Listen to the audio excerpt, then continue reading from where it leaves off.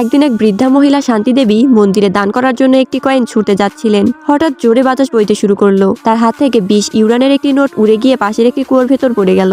এক মুহূর্ত না ভেবে শান্তি দেবী নোটটা তুলতে কুয়োতে লাফ দিল।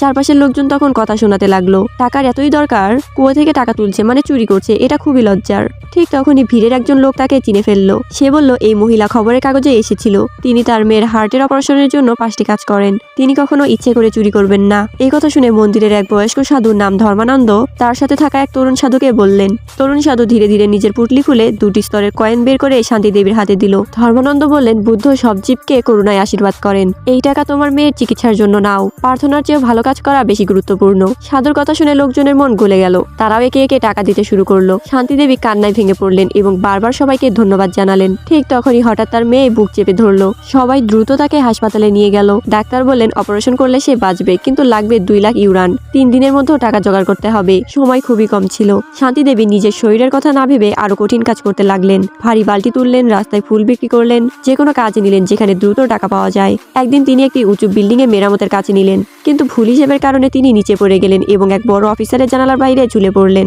এই অফিসারের মালিক ছিলেন একজন শক্তিশালী সিইও, নাম ছিল আর্য সেন। তিনি সঙ্গে সঙ্গে আদেশ দিলেন, ওনাকে বাঁচাও। শান্তি দেবীকে ভিতরে আনা হলো। তিনি কাঁদতে কাঁদতে বললেন, দয়া করে আমাকে চাকরি থেকে বের করবেন না, আমার মেয়ের অপারেশনের জন্য টাকা দরকার। তিনি হাঁটু গেড়ে বসে পড়লেন। আর্য সেন তার দিকে তাকিয়ে হঠাৎ নিজের মায়ের কথা মনে করলেন। ভাবলেন, আমার মা যদি এত দায়িত্বশীল হতেন তাহলে আমার বোন হয়তো মরতো না, আর আমিও এত একা থাকতাম না। তিনি বুঝতেই পারেননি যে মহিলা তার সামনে দাঁড়িয়ে কাঁদছেন তিনি আসলে তার নিজের মা।